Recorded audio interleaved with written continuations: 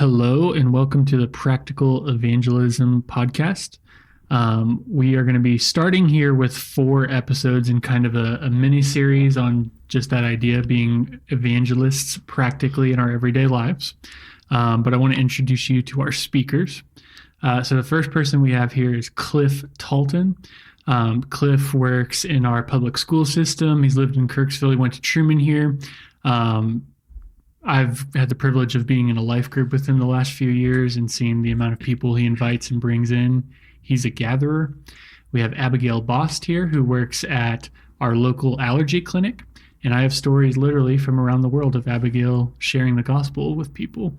So we're excited to have her. And last but not least, my father, John Hanley, is here. He runs his own business for heating and cooling. And he's our resident evangelist here at Life Church. So I want to start you guys off with an easy question. I'm going to have you answer first, Dad. When you hear the word evangelism, what is your honest first thought, and why do you think that is? To go preach the gospel. For me, early on, from very early on, when I gave my life to Jesus, it was first thing I thought about doing was I wanted to share with everybody else what Jesus had done for me, and so it was the good news of Jesus Christ. The good news was that I was lost and Jesus saved me, and it was really that simple. And so when I hear the word evangelism, it's good news that Jesus saved me, and I wanted everybody else to know about that and to have that same experience. Awesome. What do you think, Abigail? I'd say pretty much the same thing, like preaching the gospel. And I think that I've just growing up in a church, you hear about that a lot, or you see it. My dad has been doing the parks for the last several years, so he's kind of lived that out and modeled that for me or for my siblings and things like that. So I definitely would say whenever I think about it, first thought is preaching the gospel for sure. So yeah, that's also just while we're recording here, that's a great plug, because we still do those block parties, and as we'll talk about some practical evangelism, that's a pretty good place to plug in and start practicing some of the things we'll talk about. Cliff, how about for you? Yeah, I think I'll say the same thing as these two. Sharing the good news. Grew up with my parents kind of doing that a lot already and got to see that firsthand growing up, so I thought it was just something that was more the norm, that's something we just live by, just sharing the good news, but also by the way we live, others start to, question why is that? And so, yeah. So we have kind of the two perspectives of, you two were raised in the church with Christian parents. You obviously were not. And so I do like the different perspective, right? You have it from, like you guys are saying, examples, and then you have it from your experience. Now, when we talk about evangelism, I think we all understand in our heads how important it is, but a couple stats I wanted to throw out there. Less than 30% of Christians have ever led somebody to the Lord or gone through the process of explaining how to give your life to Jesus. And even probably a more shocking stat to me is less than 5% of Christians practice that regularly being defined as on a weekly basis, sharing the gospel with somebody who's not saved. So a question I want to throw out to you guys, and maybe we'll start with you on this one, Cliff, and work our way around the opposite way. Why do you think churches that love Jesus deeply still struggle to engage people outside of the church? Wow. Honestly, I think we complicate it. When we hear the word evangelism, we kind of think it's some big thing, like we're going to go and preach to 500 and everyone's going to turn their lives around, or something so drastic. So I think that kind of turns us away from it to almost where we go and hide, and it's a lot easier from just our home and back to the church. But I think if we were to just bring it back to how simple it really is of sharing the good news of how we live, being intentional, always looking, who's around, asking questions, just really breaking down and being practical, I think that'll really begin to change some things. That's good thoughts. Abigail?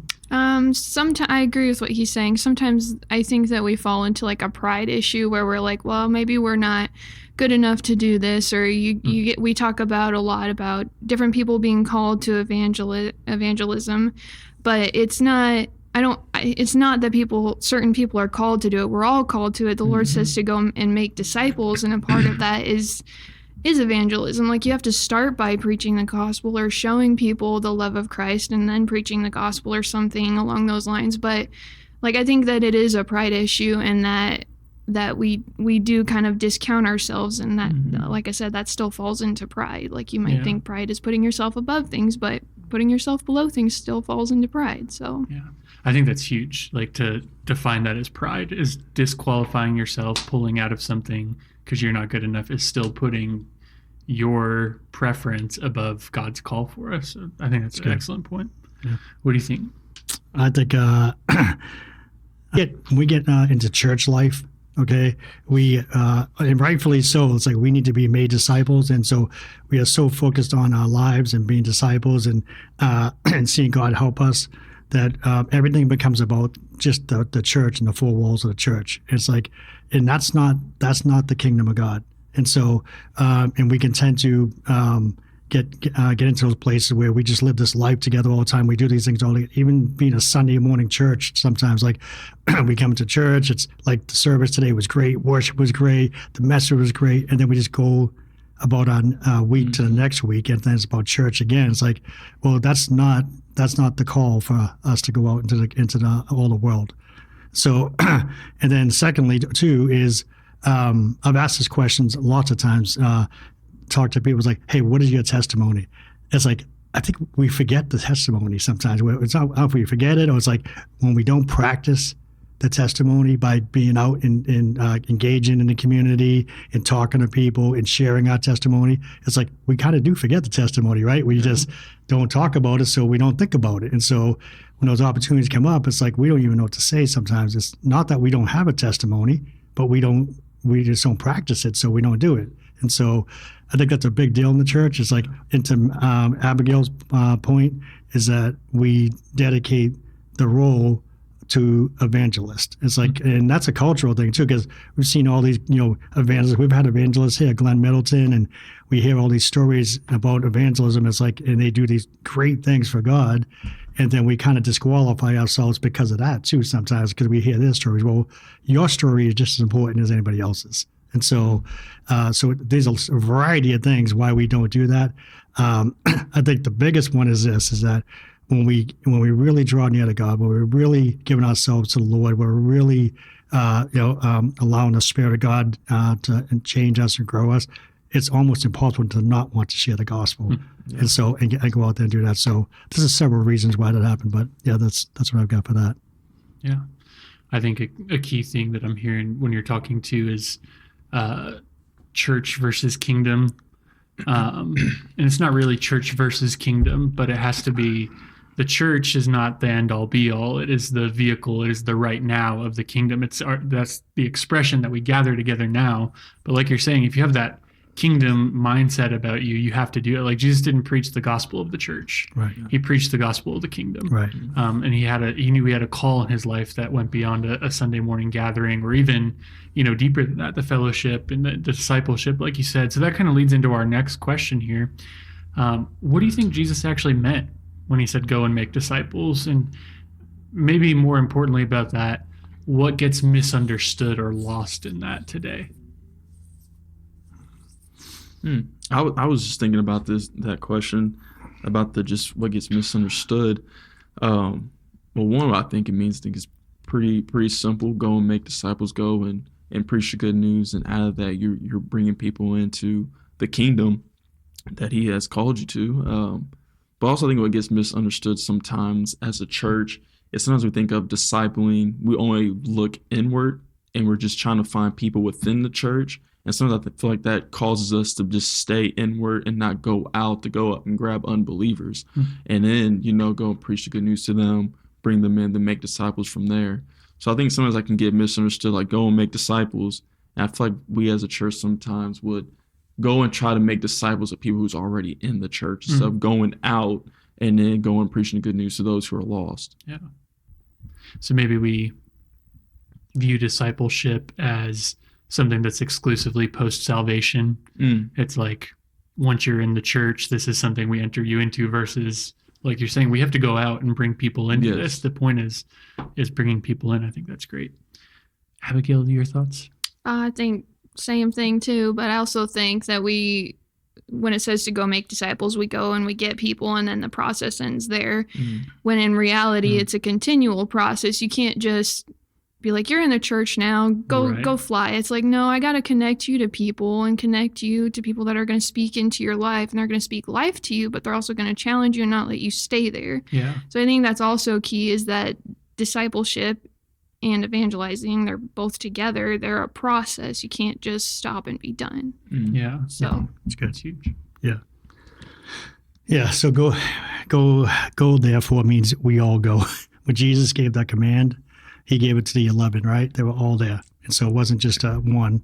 If you think about that, I don't think they all had a gift of evangelism, every one of them. Sure. Okay, so that means everybody in the church was commanded to go. It's a command for us to go do these things. And so and I think the second thing is, one of the misunderstandings is this, is when we go to make disciples, we got to be careful not to go out and try to just make converts. We just don't want to see people get saved. And so, and that's a struggle. That's hard, man. It's like, you can lead people to the Lord. It's like, but then get them to come to the church and become a disciple. That's a whole other deal, right? Mm-hmm. So it's a relational thing too. It's like, so we have to be able to willing, if we're going to see somebody led to the Lord, is to spend our time with them and help them and encourage them, even in the very beginning, coming into a church, explain to them what life is like in the church and helping them to get there so they become disciples. So to me, that's the biggest thing right there, is that, and then the other battle of go therefore and make disciples is, are we a disciple, right? And so, and that's a real deal. It's like, you could preach the gospel, maybe lead somebody to the Lord. It's like Jesus is the one that saves, and so we know that. So, but what happens after that? How are you able to help that person become a disciple? Bring them even into the church and help others, and let the church help them become disciples. So, I think that's really, really important, man. So, but that's the thing about it is it's the converts rather than disciples rather than converts. I'm sorry. So that there is a big issue for us. Yeah. One thing that I'm hearing come through all these answers is, it does seem like there's a pretty big disconnect between the process of evangelism and what we would typically call church life. We separate the two. Mm-hmm. Maybe that's from just like, we have this Western idea of missionaries, even a missionary mindset where we're going to go and send people overseas. And we've brought that in more to our local churches, even, where we're going to send the evangelist, you bring them in, and then we'll disciple them. That's not really the model that you guys are talking about here. And I think, if we're being honest, I think we do have, if you're listening to this podcast, for instance, and if I ask you the question, when is the last time you shared the gospel with somebody? And it's not the last week, or if you're saying it's the last week and I ask you the question, well, when was before that? And there's a big gap. It means we have a deficiency in this area. Mm-hmm. I didn't prep you guys for this question, so I'm just going to ask it. Hey, can I add one more thing to that last question? Yeah. Okay. I think this is important too. Is it's what we value. One of the values we have in the church here is, when you talk about making disciples, doesn't mean that you have all the answers for everybody. You don't have to have all the answers. Yeah. It's like I so much appreciate that we have the other gifts in the church to come alongside us and help us in those areas, because I don't have all the answers and nobody does. It's like, but we're not to do this alone. It's not like you have to do it alone. So, you lead somebody to the Lord, yes, bring them to the church. It's like, and get them involved with other people's lives that they can help them in areas that you can't help them in. So, it's very important in that. Yeah. So it's not just, we want people to say a prayer and then move on because we've checked our evangelism box. It's about, they should be added to, like, it was that Acts picture, right? Is they were adding to their number daily, and they were doing the 242 things, gathering in their homes, breaking bread, praying together. They were brought into life with one another. Right. So if we are seeing this as we're having this conversation, that there is a disconnect between evangelism and church life, what are some of the ways we start to fix that? Cliff. You've got the answer. Oh man, one of the ways to, you say like bridge. Yeah, the how do we get out of that evangelism. mindset where it's just there's evangelism over here in this Yeah. bucket and then church life over here in this bucket, and somehow that's become detached from what we would call the Christian or the church Yeah. life? Yeah. I was just thinking about this the other day. The change of the mindset towards that, I feel like it's starting to, when we pray, make sure we're praying for the ones who are lost in our city. I think that's just the constantly pray about, okay, Lord, like as I go to work, give me opportunities to connect with someone. Lord, give me opportunities to present the gospel. Lord, just right now over our city, we just pray for the lost. And I think as over time you make that a habit of like, man, we are sitting here and we're praying for the ones that there's empty seats right now that can be filled. I think that changes our mindset, and that starts to bridge the gap there, because now we're also praying for the ones in the church. We're also praying for ones that are outside that need to experience the gospel as well. Yeah, that's awesome. I think the Lord's kind of been taking me through like loving people in like the last probably 6 months, and some things that I think would be good to read because I think that this will bridge that gap a little bit, is 1 Corinthians 13, because it talks about loving people, Romans 12 the same, and then Jeremy just talked about today at church the Beatitudes. I think if we would really study those things and ask the Lord to change our hearts to love people, I think if we really saw people through his lens, then we would be more willing to go out into the world and preach the gospel like that. Yeah. So It's good. It's good. Well, I think when Jeremy was preaching again today, he's on the Beatitudes. It's one of the verses, and it was that Jesus began to open his mouth and speak. And so, and that's the hard part, right? It's like, what do we say? What do we do? How does that work, right? So when people live in church life, it's like, what do we do? So one thing that we've done here recently, actually, is we've taken people out. We've taken 2 life groups out, get out in the city and go do it. It's like, that's a big thing. It's like unless we go out, we could train people. And I think the best training is that we went downtown. We had 23 of us praying around the community. And we had lots of conversations. We prayed for people that night. It's like, as an evangelistic team, we've gone out now 3 times in your neighborhood, so several neighborhoods, and we just pray. But we're being intentional as we're doing this. We're helping to train here, right? It's like, how do we go and talk to that person? It's like we start conversations. So I think training is a really good thing. And so evangelistic type people will tend to do this. Ryan, to your point, is like, how do we bridge that gap? It's like when nobody else is coming, evangelist type people will tend to take it on themselves and just go do it. That's not a good model, is to do that. So we want to do this together. And so you begin to have conversations. Hey, I'm going to go do this. Would you like to go? It's like when you're out and about, it's like if you're with somebody, it's like, and you have a situation, it's like we're just speaking to somebody and bring that person into it. And so we have to begin to open our mouth. And the only way people can begin to open their mouth is when they see, it's like, oh, that wasn't so hard to do. It's like, what you just did, how you just prayed. Oh, I can do that. It's like, it begins to open up the eyes of people. It's like, oh yeah, I can handle this. And so training is a big deal for me in this, to bridge the gap. So I'm hearing training, I'm hearing loving people, and I'm hearing prayer. Yeah. Prayer has to be a huge part of this, obviously.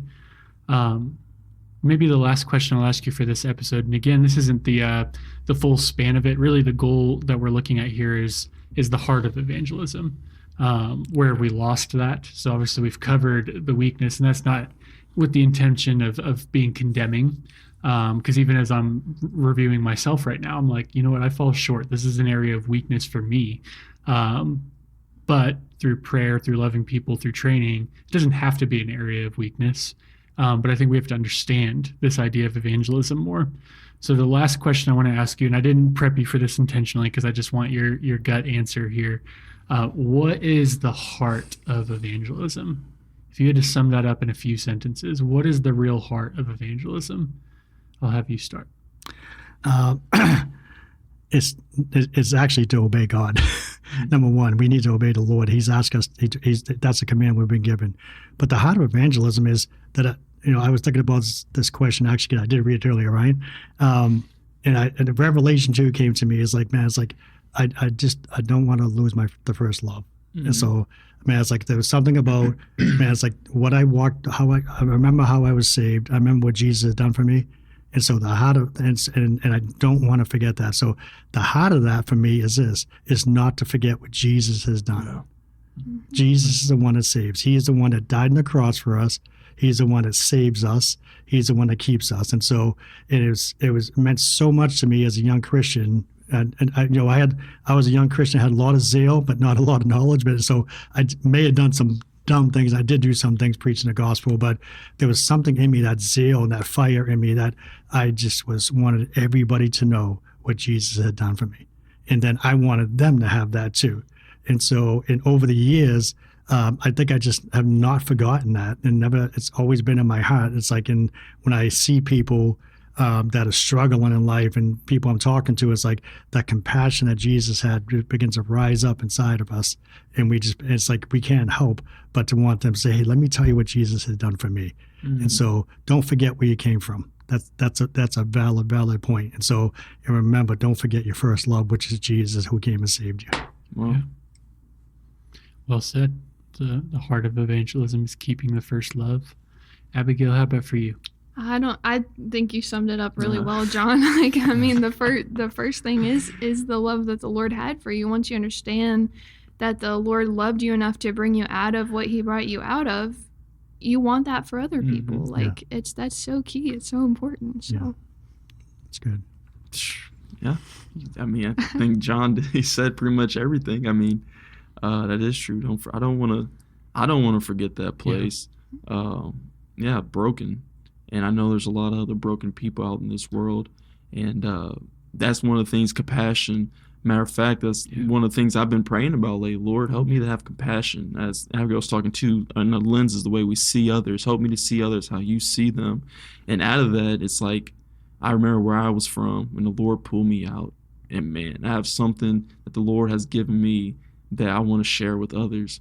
Let me add one more thing to that too. Your part in that is when you sharing your testimony, it's the good, the bad, and the ugly. It's everything. Mm-hmm. It's like, don't be afraid of what you lived in your past. It's like, you know what, you've been delivered, you've been healed, you've been made whole. It's like those places have helped me to stay humble, number one, because I don't know.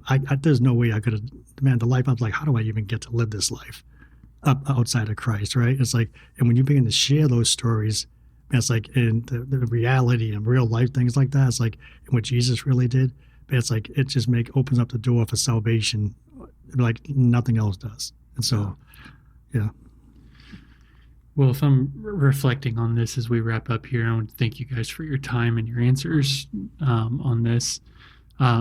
If we're asking the original question of why do we struggle to go therefore, what I'm hearing is if we're not going, we're either losing our first love. There's a lack of a love for the Lord. Like if we're just being gut level honest, is if I'm not going, it comes down to the two things of I'm not loving the Lord enough, or to Cliff's point, I don't have enough compassion for the people around me. Mm-hmm. Now, I love that with those two things, those are not something we can fix on our own. It's asking the Lord. Yes. And so I'd encourage you as you're listening to this that there's not condemnation in recognizing a struggle. There's identification, though. And so I would encourage you as you turn this off and you go about the rest of your day, reflect on those two questions. Is the reason I'm not going, if I'm not going, is it because I'm lacking in my first love and I need to be reminded of that?